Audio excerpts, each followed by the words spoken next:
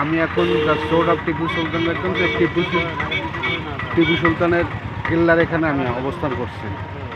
এ হচ্ছে টিপু সুলতানের যে কেল্লা ছিল, যেখানে যে বসবাস করতো সেই কেল্লাটা, তার এটা হচ্ছে বাইরের পোরশন।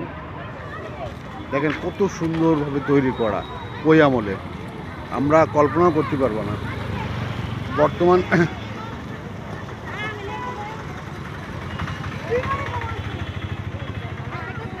সেই আমলে এইভাবে পাথর দিয়ে খোদাই করে তৈরি করা, যা চিন্তা শক্তিরও বাইরে। কি সুন্দর এই কেল্লাটা।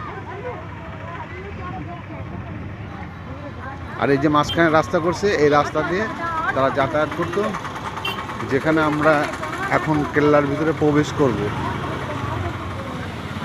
কেল্লা the sword of Tipu Sultan কতটা সুরক্ষিতভাবে থাকতো। এরপরও দেখেন মানুষের